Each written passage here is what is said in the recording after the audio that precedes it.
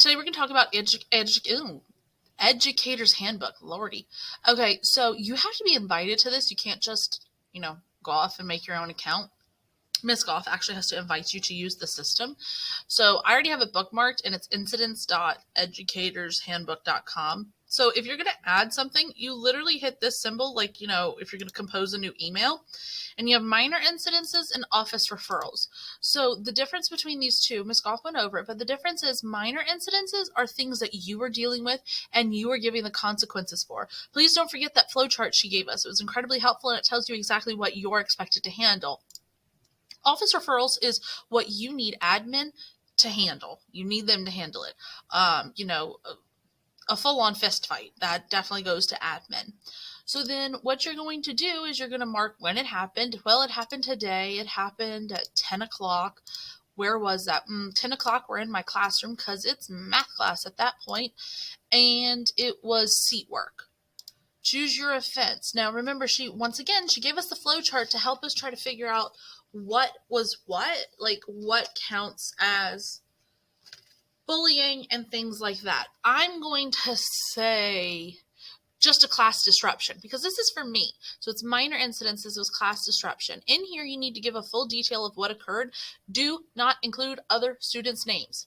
Don't include other students' names, because this could be copy and pasted and given to the parents. So you don't want to use other students' names. A lot of time what I do is I do student 1 or student 2 and things like that.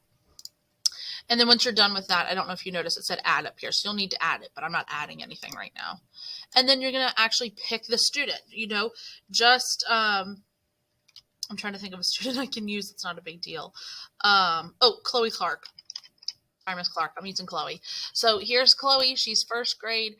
And then I'm going to say my action. Well, she's getting a change of seat, so she's away from disruptions. And the length of time. Well, I'm changing her seat forever, so there's not a good choice for that.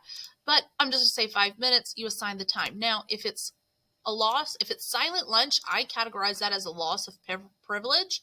Also, if it's structured recess, I do it as a loss of privilege.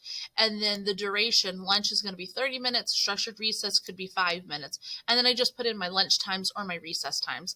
And then I usually do put in here, silent lunch, just so that I know what was that consequence I gave. So then there it is, and then I would add it to Chloe's profile. I'm going to discard because no, I don't want to give Chloe any consequences. Then once I'm done, I'm going to hit save, and it will submit it, and I'm going to discard it. Like, again, I don't want to accidentally add anything.